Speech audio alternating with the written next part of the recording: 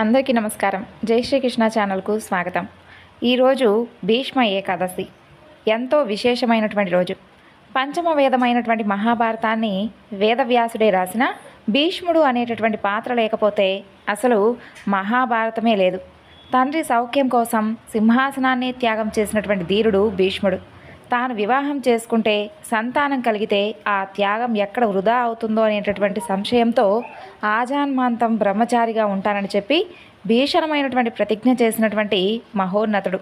తాను కోరుకునే సమయంలోనే మరణించగలిగేటటువంటి వరాన్ని కూడా పొందినటువంటి గొప్ప ఘనత ఆయనకే సొంతం.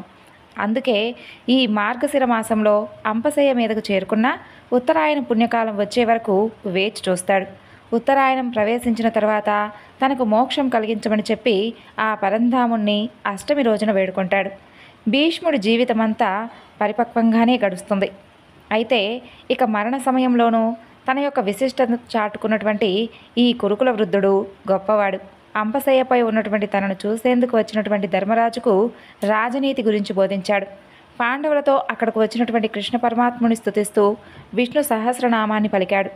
భీష్ముడు ఆనాడు ధర్మరాజుకు లేవనెత్తినటువంటి సందేహాలను తీరుస్తూ ఉంటే పక్కనే ఉన్నటువంటి ద్రౌపది నవ్వుతూ, తాత, నాడు నాకు అవమానం జరుగుతూ ఉంటే ఏమయ్యాయి ఈ ధర్మాలు అంటూ ప్రశ్నిస్తుంది. అప్పుడు భీష్ముడు, అవును తల్లి, ఈ దేహం నా ఆధీనంలో లేదు, అది దుర్యోధనుడి సొంతం. నీకు అవమానం జరుగుతుందని తెలిసినా నా దేహం నా మాట వినలేదు. అంతటి ఘోరమైనటువంటి పాపం చేశాను కాబట్టే ప్రక్షాళన కోసం ఇన్ని రోజులు ఈ అంపశయ్యపై ఉన్నాను అని చెబుతాడు. కురు వంశాన్ని కాపాడుతానని తన తండ్రికి ఇచ్చినటువంటి మాటకు కట్టుబడినటువంటి భీష్ముడు పరిస్థితుల యొక్క ప్రభావంతో విశేషమైనటువంటి ధర్మాన్ని త్యజించాడు. మాఘమాస ఏకాదశి రోజున భీష్ముడు తన దేహాన్ని విడిచిపెట్టి స్వర్గానికి చేరుకున్నాడు. అందుకే దీనిని భీష్మ ఏకాదశి అని, జయ ఏకాదశి అని అంటారు.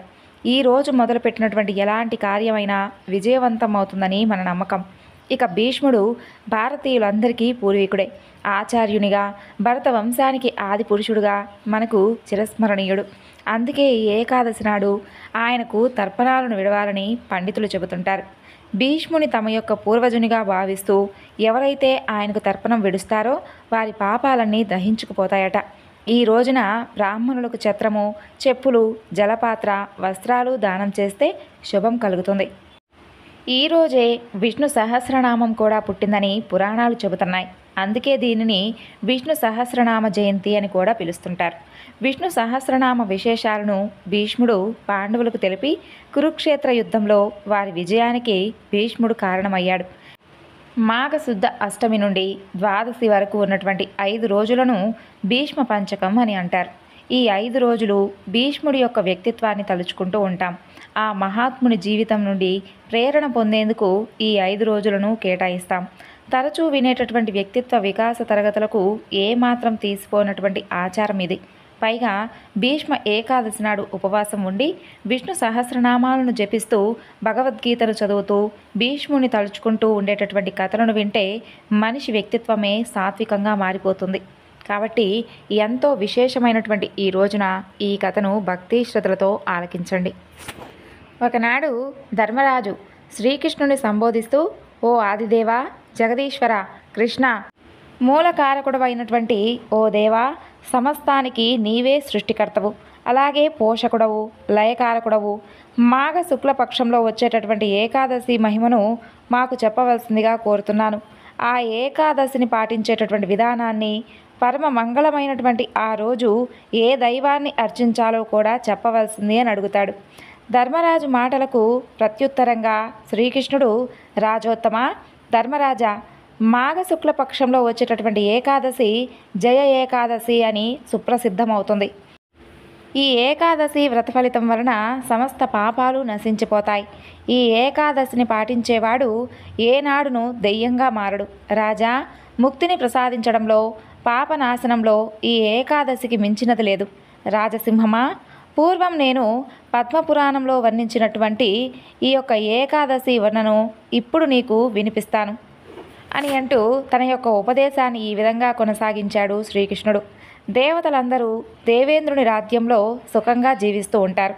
అక్కడ నందనవనం పారిజాత పుష్ప సౌరభంతో చక్కగా నిండి ఉంటుంది.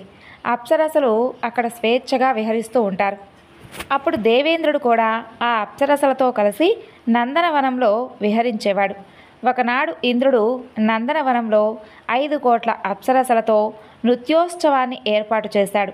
ఆ సభలో పుష్పదంతుడు అనేటటువంటి ఒక గంధర్వుడు ఉన్నాడు. చిత్రసేనుడు అనేటటువంటి ఇంకొక గంధర్వుడు తన భార్య మాలినితోనూ కుమార్తెతోనూ అక్కడకు వస్తాడు. చిత్రసేనునికి పుష్పవనుడనేటటువంటి పుత్రుడు ఉన్నాడు. అతని పుత్రుడు మలయవానుడు. పుష్పావతి అనేటటువంటి గంధర్వి మలయవానుని యొక్క సౌందర్యానికి ఆకర్షితురాలవుతుంది. ఇక మన్మథ బాణ పీడిత అయినటువంటి ఆ పుష్పవతి మలయవానుని యొక్క ఆకర్షించేందుకు లోబర్చుకోవడానికి నానా భంగిమలతో చూపులతో ప్రయత్నిస్తుంది. ఇక ఇంద్రుని యొక్క ప్రీత్యర్థం మలయవానుడు పుష్పవతి ఇతర అప్సరసలతో కలిసి నృత్యోత్సవంలో నృత్యం చేయడం మొదలు పెడతారు. కానీ పరస్పరమైనటువంటి ఆకర్షణ వలన మలయవానుడు పుష్పవతి చక్కగా నృత్యం చేయలేకపోతారు. తత్ఫలితంగా నృత్య కార్యక్రమం సజావుగా సాగలేదు. మన్మథ బాణ పీడితులై వారిద్దరూ ఓరచూపులతో ఒకరిని ఒకరు చూసుకుంటూ ఉంటారు.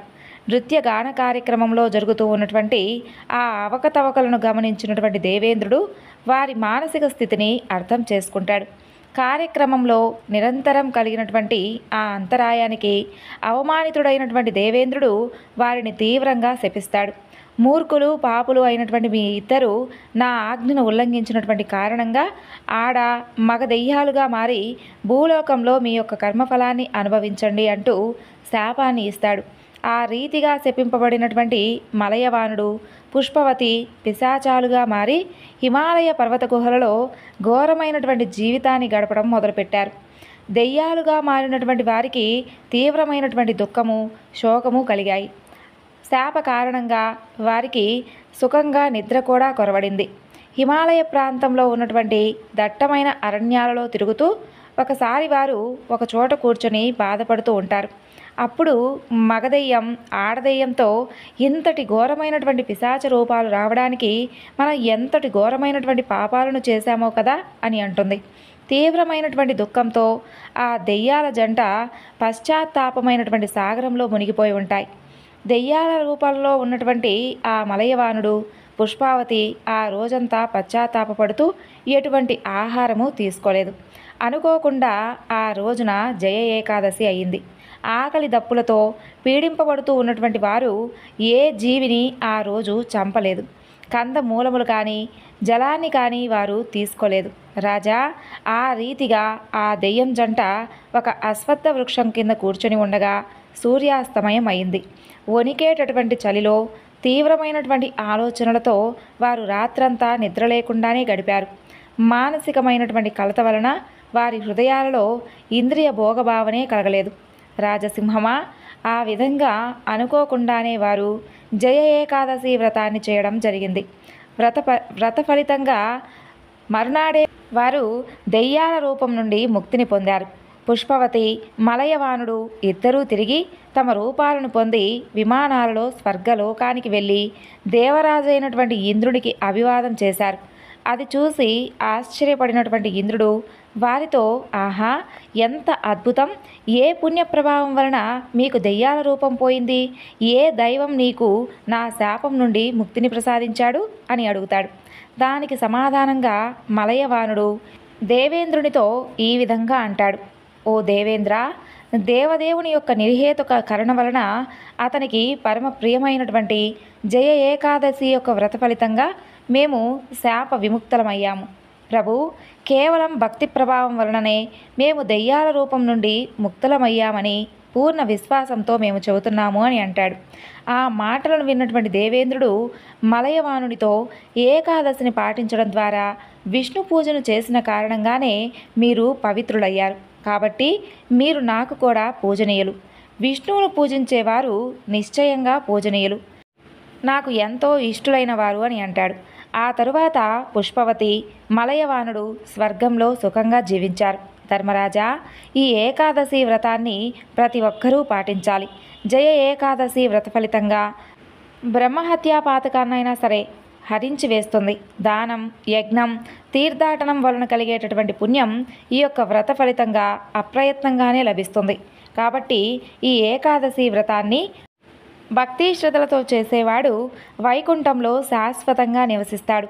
ఈ ఏకాదశి మహిమను చదవడం కానీ వినడం కానీ చేస్తే ఆ మనిషి అగ్నిష్టోమ యాగ ఫలాన్ని పొందుతాడు అంటూ శ్రీకృష్ణుడు ధర్మరాజుతో చెప్పినటువంటి జయ ఏకాదశి యొక్క వ్రతకథ ఇది. ఇప్పుడు మరికొన్ని ఏకాదశి రోజు కథలు విని స్వామివారి అనుగ్రహాన్ని పొందుదాం.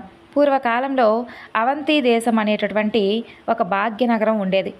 అది పేరుకు తగిన విధంగా ఆ పట్టణంలో ఉన్నటువంటి భాగ్యవంతులందరికీ ఏమాత్రం కొదువ అనేది ఉండేది కాదు. అయితే మాత్రం వారికి ఉండేటటువంటి సంపదలను చూసుకొని గర్విస్తూ సామాన్యులను కూడా అతి హీనంగా చూస్తూ ఉండేవారు. ఎంతో గర్వంతో ఉండేవారు. ఆ ఐశ్వర్యం అంతా కేవలం తమ గొప్పేనని చెప్పి భావిస్తూ నిత్య పూజలు కాదు కదా, కనీసం విశేషమైనటువంటి రోజులలో కూడా ఎలాంటి పూజలను చేసేవారు కాదు. అప్పుడు శ్రీమన్నారాయణుడికి వారందరికీ జ్ఞానోదయం కలిగించాలి అని అనిపిస్తుంది. అలా ఒక రోజున ఆ ధనవంతులందరూ విందు వినోదాలలో మునిగి తేలుతూ ఉంటారు. ఆ పట్టణ తూర్పు వీధిలో ఉన్నటువంటి లక్ష్మీనారాయణ స్వామి వారి యొక్క ఆలయంలో కనీసం దీపం వెలిగించేటటువంటి నాదుడు కూడా కరువయ్యాడు. ఆ రోజున ఏకాదశి, అత్యంత పర్వదినం. కానీ ఆ పట్టణంలో ఒక్కరు కూడా ఆ ఆలయానికి పూజాధికాలు నిర్వర్తించాలి అనేటటువంటి ఆలోచన అక్కడ ఉన్నవారికి ఎవ్వరికీ లేదు. సాయంత్రం ఒక్కసారిగా ఉన్నట్టుండి దట్టమైనటువంటి మబ్బులు కమ్ముకుంటాయి. బ్రహ్మాండమైనటువంటి కుంభవృష్టి ఆ వ్యాపారులందరి ఇల్లు నీట మునిగేలా చేస్తాయి. చూస్తే అంతా గాఢాంధకారం. తెల్లవారేసరికి ఆ ఊరంతా నేలమట్టమై ఉంటుంది. వ్యాపారుల ఇళ్ళన్నీ కూలిపోయి ఉంటాయి. ఐశ్వర్యాలన్నీ పోయి చివరికి కట్టుబట్టలతో మిగిలిపోతారు. అసలు ఎందుకు ఇలాంటి ఉపద్రవం దాపరించింది, ఎందుకు ఇలాంటి జలప్రళయం వచ్చింది, ఎవరికీ అంతుబట్టలేదు. అంతలో వారికి ఒక విశేషమైనటువంటి అద్భుతం కనిపిస్తుంది. అదేమిటి అంటే వారి ఊరి చివరన ఉండేటటువంటి పూరిపాకలు చెక్కు చెదరకుండా కనిపిస్తాయి. వారికి విపరీతమైనటువంటి ఆశ్చర్యం కలుగుతుంది. అసలు ఎందుకు ఇలా జరిగిందా అనేటటువంటి అనుమానంతో వారు ఆశ్చర్యంతో ఇంతటి కుంభవృష్టిలోనూ ఈ పూరిపాకలు అసలు ఎలా ఉన్నాయి అని వారిలో వారే అనుకుంటూ ఉండగా అంతలో ఒక పెద్ద మెరుపు మెరుస్తుంది. ఆ మెరుపు నుండి ఆకాశవాణి ఈ విధంగా పలుకుతుంది: ఓ మూర్ఖులారా, మీకున్నటువంటి సంపదలన్నీ కేవలం మీ గొప్పతనమేనని చెప్పి భావిస్తూ ఉండడం వలన ఇలా జరిగింది. అదిగో ఆ పూరి గుడిసెలో నివసించేటటువంటి దేవయ్య అనేటటువంటి ఒక వ్యక్తి నాకు అత్యంత ప్రియభక్తుడు. అతి సామాన్యుడైనటువంటి దేవయ్య ప్రతిరోజు మీ ఊరిలో ఉన్నటువంటి లక్ష్మీనారాయణ స్వామి వారి ఆలయంలో దీపాన్ని వెలిగిస్తూ ఉంటాడు. అంతేకాక ప్రతి ఏకాదశి నాడు తనకు వీలున్నంతలో వెంకటేశ్వర స్వామి వారి యొక్క వ్రతాన్ని కూడా నిర్వర్తిస్తూ ఉంటాడు. ఆ వ్రత ఫలితంగా, అలాగే ఏకాదశి వ్రత ఫలితంగా తనతో పాటే ఆ గుడిసెల్లో నివసించే వారందరూ రక్షింపబడ్డారు. మీరందరూ కూడా ఏకాదశి వ్రతాన్ని ఆచరించిన తరువాత తప్పకుండా మీ ఐశ్వర్యాలను మీరు తప్పకుండా తిరిగి పొందగలరు అని చెప్పి వినిపిస్తుంది. వెంటనే వారందరూ ఆ ఆలయానికి వెళ్ళి తక్షణమే అందరూ తలా ఒక పనికి పూనుకొని వెంకటేశ్వర స్వామి వారి యొక్క వ్రతాన్ని, ఆ తరువాత నుండి వచ్చేటటువంటి ఏకాదశిని క్రమం తప్పకుండా ఏకాదశి వ్రతాన్ని చేపట్టి వారికి ఉన్నటువంటి గర్వాన్ని విడిచిపెట్టి స్వామివారి భక్తులై ప్రతి ఏకాదశి నాడు వెంకటేశ్వర స్వామివారి యొక్క వ్రతాన్ని ఆచరిస్తూ బ్రతికినంతకాలం సుఖ సౌభాగ్యాలతో ఉండి చివరికి ముక్తిని పొందారు. పూర్వం అంబరీషుడు అనేటటువంటి చాలా గొప్ప రాజు ఉండేవాడు. అంబరీషుడు బ్రహ్మచారిగా ఉన్నప్పటి నుండి సహజంగా అతనికి కొన్ని గుణాలు అలవడ్డాయి. ఆయన పాటించినటువంటి గుణాలు అన్నీ మనందరం మన జీవితంలో పాటించవలసినవి. తపస్సు చేయడం ఎంత గొప్పదో తపస్సు చేసిన వాడికి క్రోధం ఉండడం అంత భయంకరమైనటువంటి విషయం. చాలా గొప్ప అధికారం ఉండి చటుక్కున కోపం వచ్చేటటువంటి స్వభావం ఉన్నవాడు ఈ ప్రపంచంలో అందరికన్నా ప్రమాదకరమైనటువంటి వ్యక్తి.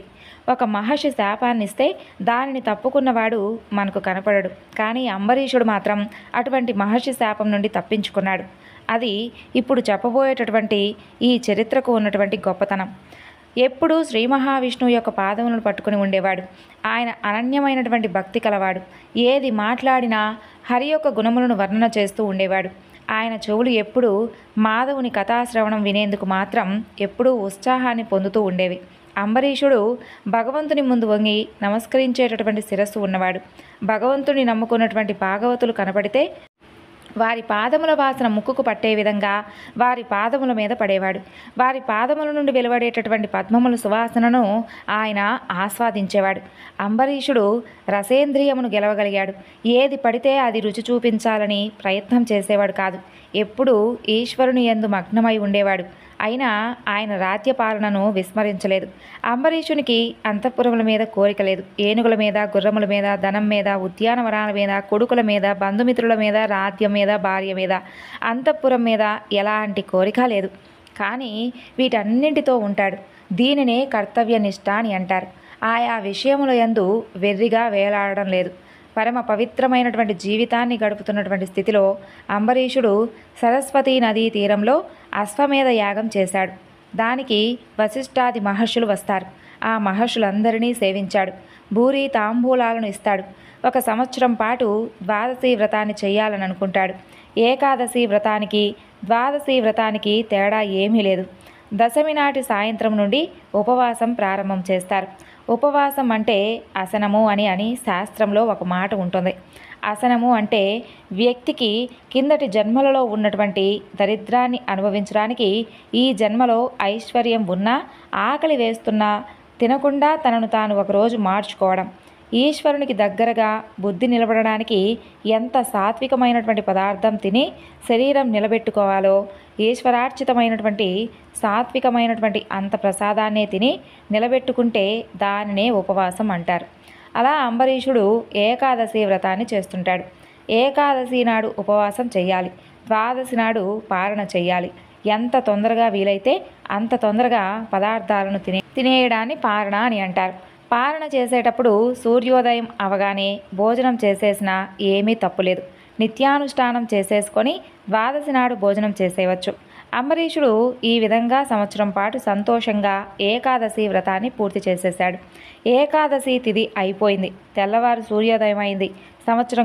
సంవత్సర కాలం పాటు చేసినటువంటి ఏకాదశి వ్రతం పరిపూర్ణమైంది. యజ్ఞమును పూర్ణాహుతి చేయకుండా అసంతృప్తిగా ఆపివేసినట్లయితే ఆ యజ్ఞం పూర్తయినట్లు లెక్కకు రాదు. యజ్ఞభ్రంశం అయిపోతుంది. ఇక్కడ ఏకాదశి వ్రతం పూర్తి అవుతుంది. ఎలా పూర్తి కావాలి? వీళ్ళు ద్వాదశి తిథి ఉండగా భోజనం చేయాలి. తాము భోజనం చేసే ముందు ఏడాది పాటు వ్రతం చేశారు కాబట్టి మొట్టమొదట కాళిందీ నది ఒడ్డుకు వెళ్ళి నదీ స్నానం చేశారు.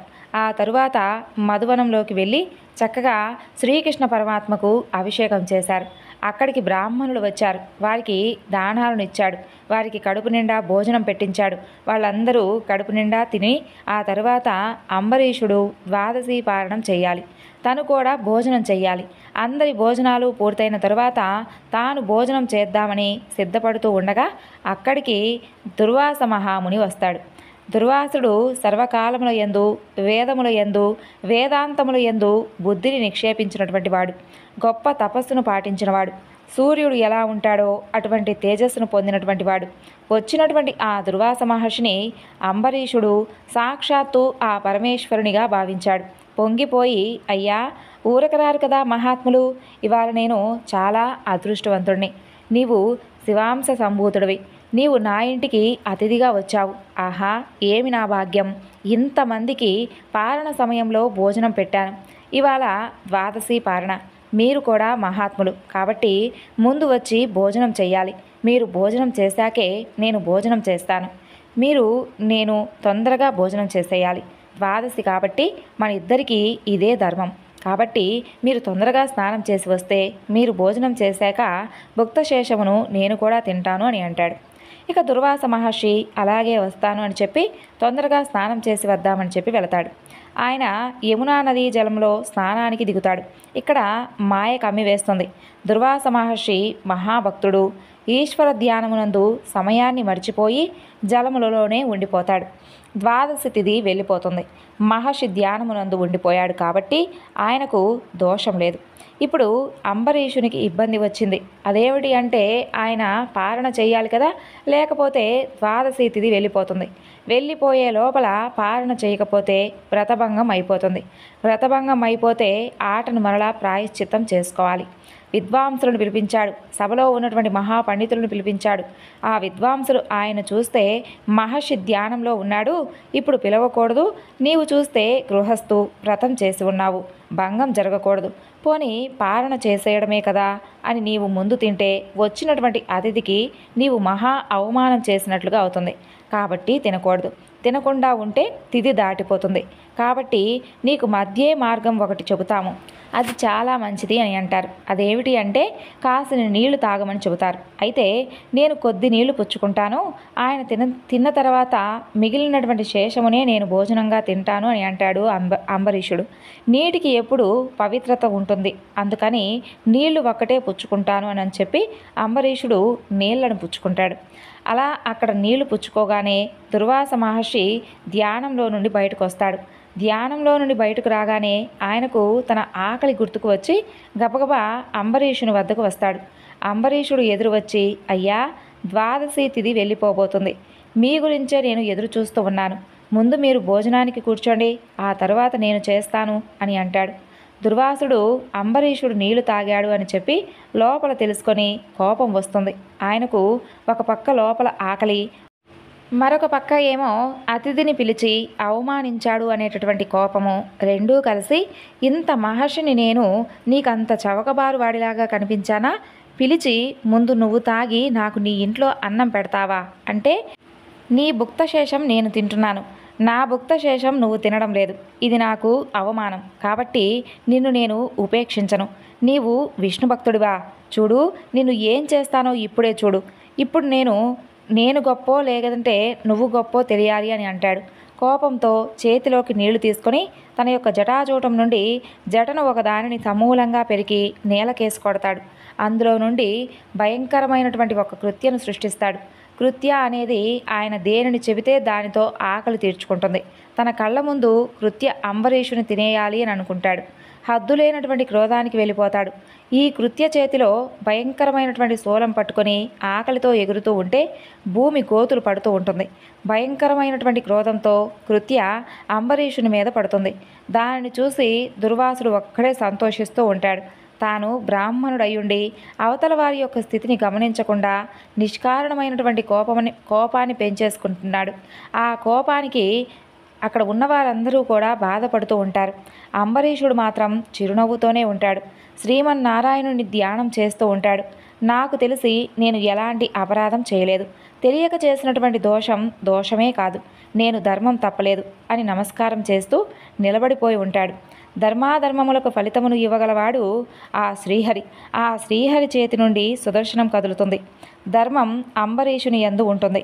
ఇక సుదర్శనం కదిలి ఆ కృత్య మీదకు వెళుతుంది. కృత్య కాలిపోతుంది. ఆ తరువాత సుదర్శనం బ్రాహ్మణుడి వెంట పడుతుంది. సుదర్శనానికి వెన్నిచ్చి దుర్వాసుడు పరిగెత్తడం మొదలు పెడతాడు. ఆయనకప్పుడు ఆకలి, కోపము అన్నీ పోయి ప్రాణరక్షణలోకి వస్తాడు. దుర్వాసుడు అలా పరిగెత్తి మొదట బ్రహ్మలోకానికి వెళతాడు. బ్రహ్మ చతురతతో, అయ్యో మహర్షి, నీకు ఎంతటి కష్టం వచ్చిందయ్యా, అంబరీషుడి జోలికి వెళ్ళావా? ఇప్పుడు నీవు విష్ణుమూర్తి పాదాలను ఆశ్రయించాలి. ఏ మహానుభావుడి కనుకొనలు ఎర్రబడితే నా బ్రహ్మస్థానం ఊడిపోతుందో, ఆ సత్యలోకం ఆగిపోతుందో అటువంటి వాడి జోలికి నేను అస్సలు వెళ్ళలేను, ఆ చక్రాన్ని నేను ఆపలేను అని అంటాడు. ఇక దుర్వాసుడు బ్రహ్మ దగ్గర నుండి కైలాసానికి పరిగెత్తుకుంటూ వెళతాడు. దుర్వాసుడు పరమేశ్వరుని యొక్క అంశ. మహాదేవా, నీకన్నా గొప్పవాడు ఎవడుంటాడు? నన్ను కాపాడవలసింది తమరే కదా అని అంటాడు. అప్పుడు పరమేశ్వరుడు, నాకు, దక్షునికి, ఇంద్రునికి, ఉపేంద్రునికి, బ్రహ్మకు అర్థం కానిది ఏదైనా ఉన్నది అంటే అది కేవలం విష్ణుమాయ మాత్రమే. అందుకని ఆయన యొక్క సుదర్శనాన్ని నేను ఆపలేను. నీవిప్పుడు వైకుంఠానికి వెళ్ళి శ్రీ మహావిష్ణువు యొక్క కాళ్ళ మీద పడి ఆయన్నే ప్రార్థించు అని అంటాడు. ఇక దుర్వాసుడు చేసేది ఏమీ లేక వైకుంఠానికి వెళతాడు. అక్కడ శ్రీ మహావిష్ణువు లక్ష్మీదేవితో చక్కగా సభ తీర్చి ఉంటాడు.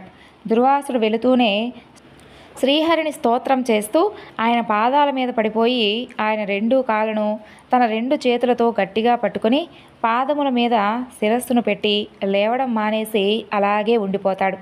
అప్పుడు ఆయన, ఏమిటయ్యా ఇలా పడిపోయావు? ఏమైంది? ఏమిటి సంగతి? లేవవలసింది నీవే కదా, ఆ విషయాన్ని మర్చిపోయావా ఏమిటి? ఆయనకు తెలియదా? సుదర్శనమును పెట్టినవాడే ఆయనే కదా, కానీ ఇప్పుడు ఏమీ తెలియని వాడిలాగా మాట్లాడుతూ ఉంటాడు.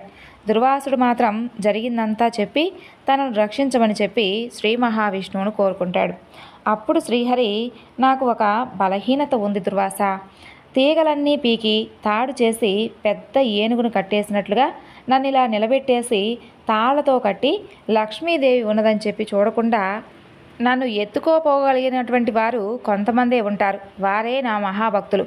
వాళ్ళు నన్నే తలుచుకుంటూ ఉంటారు. అలా పట్టుకుని వెళ్ళిపోయిన వారిలో అంబరీషుడు కూడా ఒకడు. నేనే కావాలి అని తాపత్రయపడేవాడి వెంట రక్షించుకోవడానికి నేను ఎలా ఉంటానో తెలుసా?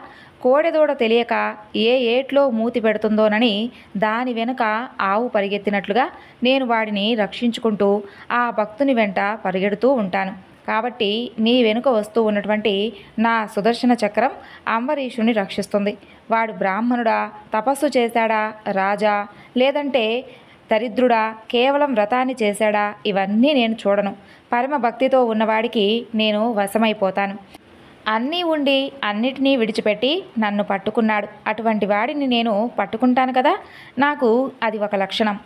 నీవు వాడి పట్ల చేసినటువంటి తప్పుడు పని నేను క్షమించలేను.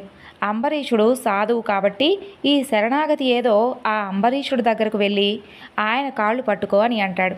అప్పుడు దుర్వాసుడు పరుగు పరుగున అంబరీషుని వద్దకు వెళతాడు. దుర్వాస మహర్షి భోజనం చేయలేదని తాను కూడా అప్పటికీ భోజనం చేయకుండా కూర్చొని ఉంటాడు అంబరీషుడు. అది ఆయన ధర్మం. అంబరీషుని పాదాలు పట్టుకొని, మహానుభావా, ఈ సుదర్శన చక్రధారుల నుండి నీవే నన్ను రక్షించాలి అని అంటాడు. అప్పుడు ఆ మహాత్ముడు తన వలన క్రోధమును పొంది అన్ని కష్టాలను పడి తన కాళ్ళు పట్టుకున్నందున అంబరీషుడు సిగ్గుపడి వెంటనే లేచి సుదర్శన చక్రాన్ని ప్రార్థన చేస్తాడు. ఆ ప్రార్థనను వింటే మనల్ని తరుముకు వస్తూ ఉన్నటువంటి దురితముల నుండి మనం కాపాడబడతాం. సుదర్శన చక్రానికి నమస్కరించి, ఓ సుదర్శన చక్రమా, శ్రీ మహావిష్ణువు సంతోషమును పొందినటువంటి వాడవైతే నీవు ఈనాడు మహర్షిని సంహరించాలి అనేటటువంటి కోరికను నీవు ఉపసంహరించుకోవాలి. శాంతిని పొంది నీ యొక్క యథాస్థానానికి వెళ్ళిపోవాలి అని అంటాడు. దుర్వాసుని రక్షించడానికి తాను చేసినటువంటి తపస్సునంతటినీ ఒడ్డు పెడతాడు అంబరీషుడు. ఉత్తర క్షణం ప్రశాంతతను పొంది సుదర్శన చక్రం వైకుంఠానికి వెళ్ళిపోతుంది. దుర్వాసుడు, ఆహా, గృహస్థుగా ఉంటూ నీవు పొందిన దానిని నేను ఇన్ని ఏళ్ళు తపస్సు చేసి కూడా పొందలేకపోయాను. ఆ శ్రీ మహావిష్ణువు యొక్క నామంతో జీవితంలో ఒక్కసారి ప్రీతితో చెప్పినా చాలు. శ్రీమన్నారాయణుని యొక్క పాదములకు నమస్కరించినా వారిని ఏ కష్టాలు కూడా ఏమీ చేయలేవు. నీవు అటువంటి మహానుభావుడవు. నిరంతరం శ్రీమన్నారాయణ యొక్క స్మరణ చేసేవాడివి. నీ వైభవం ఏమిటో నేను ఈ వేళ చూశాను. కాబట్టి మిత్రుడవై నన్ను రక్షించావు. ఇక నుండి నీ పేరు అన్ని లోకాలలో చెప్పుకుంటారు. నీ పేరు చెప్పుకున్న వారికి శ్రీమన్నారాయణుని యొక్క పాదముల యందు భక్తి కలుగుతుంది అని అంబరీషుని స్తోత్రం చేస్తూ దుర్వాస మహర్షి వెళ్ళబోతాడు. అప్పుడు అంబరీషుడు, మీరు బయలుదేరినప్పటి నుండి ఇప్పటి వరకు కూడా నేను భోజనం చేయలేదు మహర్షి. కాబట్టి మీరు భోజనం చేస్తే మిగిలినటువంటి పదార్థమును భుక్తశేషంగా భావించి నేను తింటాను. ముందు మీరు భోజనం చేయండి అని అంటాడు. అప్పుడు దుర్వాసుడు పరమ సంతోషంగా భోజనానికి కూర్చుంటాడు. కాబట్టి క్రోధం ఒక్కటి ఉంటే ఎంతటి దానిని ఎలా పాడు చేస్తుందో మనం తెలుసుకోవాలి. అందువలన క్రోధాన్ని పక్కన పెడితే తపస్సులో ఎంత కిందనున్నవాడైనా సరే అంబరీషుడు ఏ స్థితిని పొందాడో మనం గ్రహించాలి. గృహస్థాశ్రమంలో ఉండి అంబరీషుడు సాధించినటువంటి విజయానికి మనందరం పొంగిపోయి అంబరీషుని యొక్క పాదములకు 1000 నమస్కారాలు చేయాలి. ఆ మహానుభావుడు అంబరీషుడు ఆ తరువాత తపస్సును చేసి ఈశ్వరుని యొక్క పునరావృతి రహితమైనటువంటి శాశ్వత నారాయణ సాయుధ్యాన్ని పొంది చివరికి ముక్తిని పొంది సాయుధ్యుడయ్యాడు.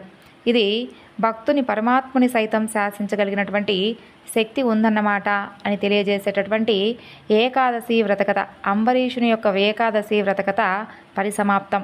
ఈ వివరణ మీ అందరికీ నచ్చింది అనుకుంటున్నాను. నచ్చితే తప్పకుండా మరికొంతమందికి షేర్ చేయండి. అలాగే వీడియోకు లైక్ చేయండి. మరొక చక్కని కథనంతో మరలా కలుసుకుందాం. అంతవరకు నమస్కారం.